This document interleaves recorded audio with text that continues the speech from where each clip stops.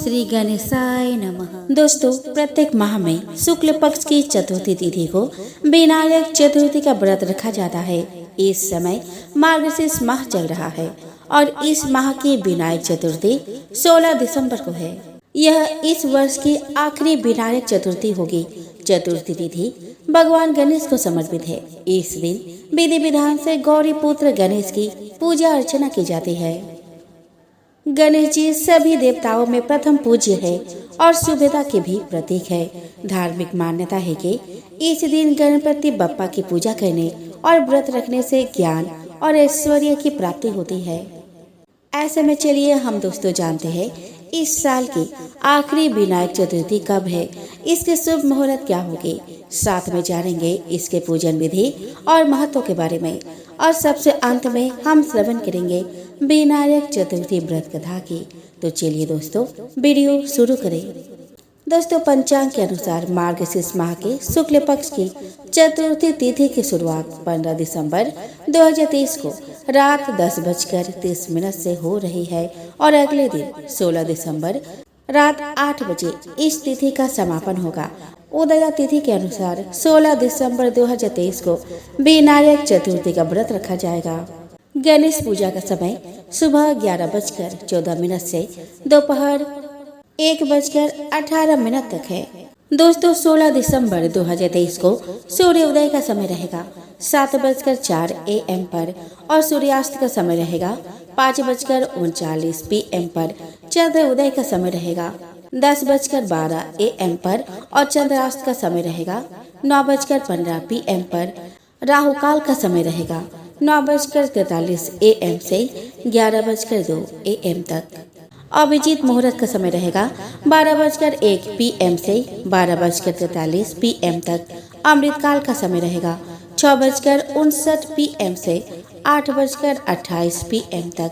ब्रह्म मुहूर्त का समय रहेगा 5:28 AM से 6:16 AM तक। आइए दोस्तों, अब हम जान लेते हैं विनायक चतुर्थी व्रत की पूजन विधि के बारे में। दोस्तों, विनायक चतुर्थी के दिन सुबह स्नान के बाद साफ वस्त्र पहन ले और गणेश जी के सामने प्रार्थना करते हुए पूजन का संकल्प ले। गणेश जी की मूर्ति एक चौकी पर स्थापित करे और उनका जलाभिषेक करे। भगवान गणेश को चंदन का तिलक लगाए। वस्त्र, कुमकुम, धूप, दीप, लाल फूल, अक्षत, पान, सुपारी आदि अर्पित करे। कहा जाता है कि गणेश जी को मोदक और दूर्वा घास बेहद पसंद है। ऐसे में उनकी कृपा पाने के लिए विनायक चतुर्थी के दिन मोदक या लड्डू का भोग जरूर लगाए और दूर्वा जरूर चढ़ाए। दोस्तों, गणेश जी को सिंदूर बेहद प्रिय है, इसलिए विनायक चतुर्थी के दिन पूजा करते समय गणेश जी को लाल रंग के सिंदूर का तिलक लगाए। आइए दोस्तों, अब हम श्रवण करें विनायक चतुर्थी व्रत कथा की। दोस्तों, एक बार भगवान शिव तथा माता पार्वती नर्मदा नदी किनारे बैठे थे। वहाँ माता पार्वती ने भगवान शिव से समय व्यतीत करने के लिए चौपर खेलने को कहा।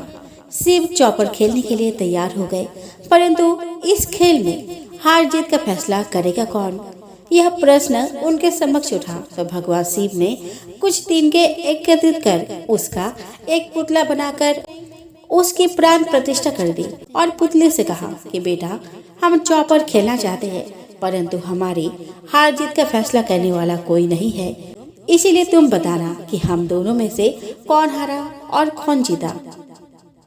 उसके बाद भगवान शिव और माता पार्वती का चौपर खेल शुरू हो गया। यह खेल 3 बार खेला गया और संयोग से तीनों बार माता पार्वती ही जीत गई। खेल समाप्त होने के बाद बालक से हार जीत का फैसला करने के लिए कहा गया, तो उस बालक ने महादेव को विजयी बताया।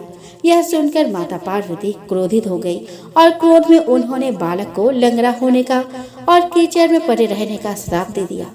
बालक ने माता पार्वती से माफी मांगी और कहा कि यह मुझसे अज्ञानवश ऐसा हुआ है, मैंने किसी द्वेष भाव में ऐसा नहीं किया। बालक द्वारा क्षमा मांगने पर माता ने कहा कि यहाँ गणेश पूजन के लिए नाग कन्याएं आएंगी, उनके कहे अनुसार तुम गणेश व्रत करना, ऐसा करने से तुम मुझे प्राप्त करोगे। यह कहकर माता पार्वती शिव के साथ कैलाश पर्वत पर चली गई। 1 वर्ष के बाद उस स्थान पर नाग कन्याएं आई। तब नाग कन्याओं से श्री गणेश के व्रत की विधि मालूम करने पर उस बालक ने 21 दिन लगातार गणेश जी का व्रत किया। उसकी श्रद्धा से गणेश जी प्रसन्न हुए। उन्होंने बालक को मनोवांछित फल मांगने के लिए कहा। उस पर उस बालक ने कहा कि हे विनायक, मुझ में इतनी शक्ति दीजिए कि मैं अपने पैरों से चलकर अपने माता पिता के साथ कैलाश पर्वत पर पहुंच सकूं और वे यह देख प्रसन्न हो। तब बालक को वरदान देकर श्री गणेश अंतर्ध्यान हो गए। इसके बाद वह बालक कैलाश पर्वत पर पहुंच गया और कैलाश पर्वत पर पहुंचने की अपनी कथा उसने भगवान शिव को सुनाई। चौपर वाले दिन से माता पार्वती शिव जी से विमुख हो गई थी। अतः देवी के रुष्ट होने पर भगवान शिव ने भी बालक के बताए अनुसार 21 दिनों तक श्री गणेश का व्रत किया। इस व्रत के प्रभाव से माता पार्वती के मन से भगवान शिव के लिए जो नाराजगी थी वह समाप्त हो गई। तब यह व्रत विधि भगवान शंकर ने माता पार्वती को बताई। यह सुनकर माता पार्वती के मन में भी अपने पुत्र कार्तिकेय से मिलने की इच्छा जागृत हुई। तब माता पार्वती ने भी 21 दिन तक श्री गणेश का व्रत किया और दूर्वा, फूल और लड्डुओं से गणेश जी का पूजन अर्चन किया। व्रत के 21वें दिन कार्तिकेय स्वयं माता पार्वती से आ मिले। उस दिन से गणेश जी का व्रत समस्त मनोकामनाओं की पूर्ति करने वाले व्रत माना जाता है। इस व्रत को करने से मनुष्य के सारे कष्ट दूर होकर मनुष्य को समस्त सुख सुविधाएं प्राप्त होती है।